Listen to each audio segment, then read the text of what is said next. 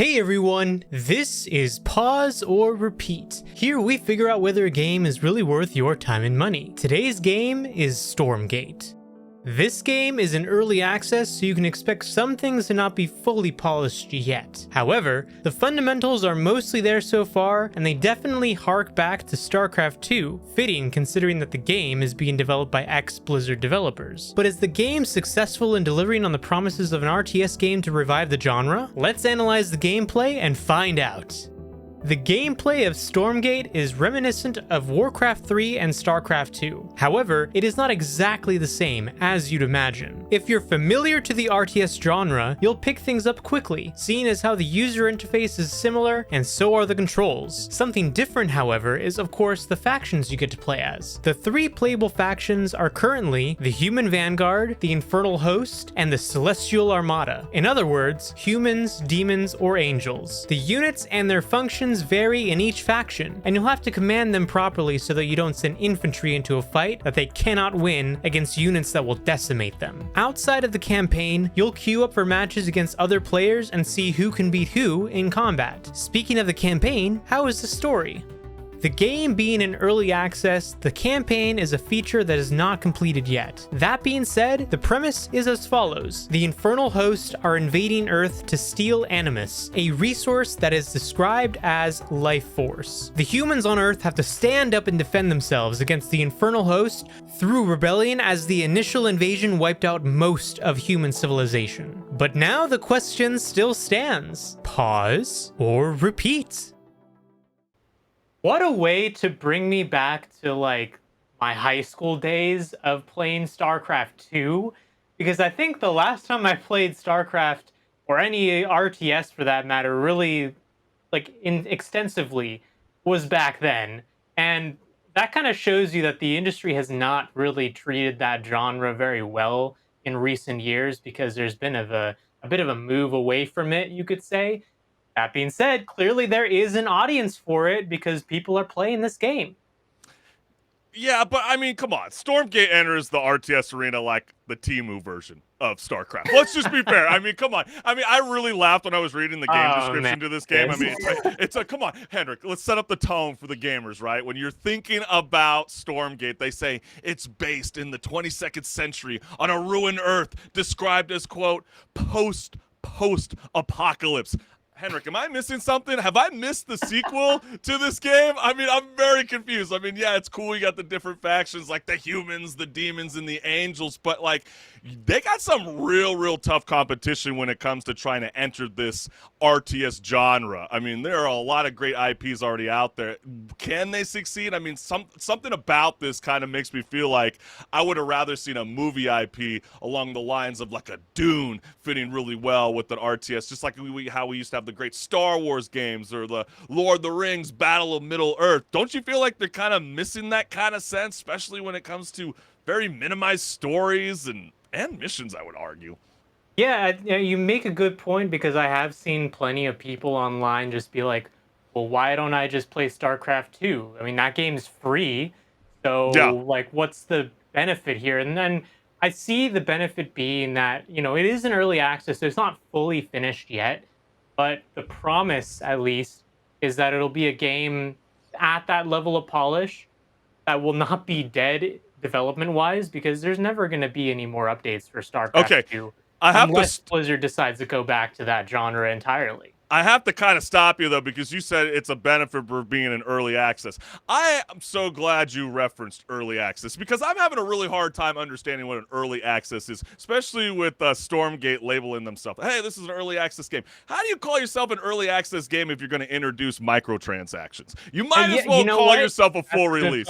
Like, and that makes no sense to me. I agree with you on that. A lot of people don't like how this game's being monetized. Well, I've seen comments on even the Steam reviews of people being like, oh, I paid a ton of money for this game already. Now you want to make me spend more money? Well, why would I fork over money for an early access just so it could be ready to play, right? We're not here to fund your beta testing with our wallets. I just feel like it's very strange that the gaming industry always kind of gets away with that, because it's always kind of like that analogy, right? Where, you can go to a car dealership, but they can't just sell you a car that's in development. You know, why It is the doesn't have gaming industry doors always yet able to, because they're on the way. right? It makes no sense to me. It's like Stormgate to me is as if though the postman is delivering a Sega Genesis to your house, right? But it's raining outside and he leaves your console completely wet outside. You know what that means, Henrik? It's dead by arrival. I don't see anybody jumping onto the Stormgate anytime soon. And, you know, I hate to be, I feel like I'm being really, really mean to this game, but it kind of deserves it in a sense. I mean, I don't really care if they say, hey, there's all these former developers, you know, workers, you know, with World of Warcraft and Starcraft. Who cares? The art direction in this game.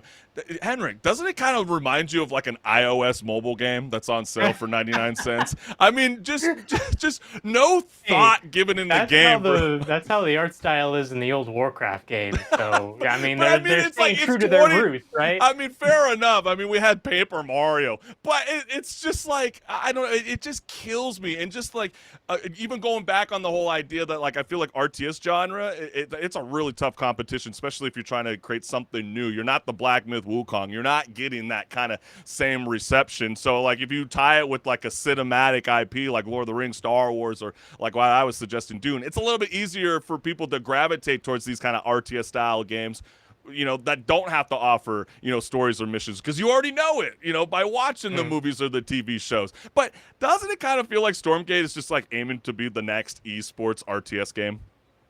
Because Kind it's of, just yeah, and that does show in the sense of how the story is really the weakest part of the game. And I yeah. know part of that is because it's not finished yet, but Well, they also well, the premise of the story is essentially something that's been done so many times before, even by Blizzard. yeah. So you're not really telling a new story, and it's going to be hard for a lot of people to really be attached to the characters when you haven't really built the characters up as maybe even some of the old Blizzard games have done.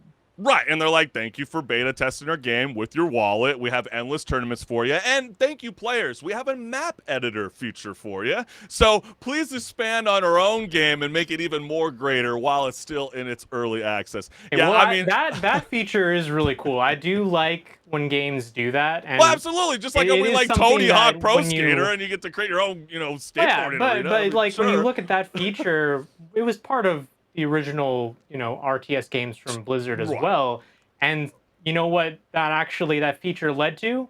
It led to Dota, Defense of the Ancients, Yeah. being a mod, and then eventually getting a sequel, Dota 2, and actually diverting also to League of Legends, two games that are, I'd say, some really big players in the space of the industry. So giving the tools like that to players might seem like a little bit of a cop out on the developer side, but at the end of the day, if you have fans that are really passionate about your game, they're going to make game modes that you would never have thought of. That's And true. if they have Yeah. fun with that, then you've already won because they're still playing your game. That's why I feel like it's so centralized trying to be an RTS esports game. I mean, yeah, it's got everything that you love, like, you know, like the resource harvesting, base Mhm. construction, worker training, army production, right? Like all from those stylistic games like Age of the Empire series, right? But I mean, it still Yeah. kind of has that same problem too with RTS games. I kind of feel like where, you know, most of the gameplay is just getting clogged up in the middle of the map. So I Where you're feel like just even the like most bashing dedicated, the other troops of the yeah. enemy. I mean, I Yeah, feel like trying even to the do a most war of attrition. right, yeah, it's like it feels like the most dedicated veterans of the RTS, you know, fan base are gonna feel like this is a bit repetitive and a bit frustrating. So I don't know. Me personally, Henrik, I'm just like it's a pause. Like I don't see why this is gonna get glorified anytime soon. It was an effort for sure, but I mean, if they wanted to steer this game towards like a more mobile platform and kind of offer, you know, a more diverse base around it, then maybe the game will succeed. But to me, it's no, you know, I no. How Well, about you, Henrik The I'm WrecK? right there with you though. As it is right now, it's definitely a pause as well for me, and it has the potential to change that. It's not the first time that we've even covered a game that originally, when it was in early access, people didn't like it, and then when it's in full release, everyone's like, "Yes, this game is amazing." But we're talking about the game as it is now, and we never should really buy something, whether it be a product or a game or whatever, that has a promise of what it's going to be, you should buy it based on what it is currently. And currently, it's a pause.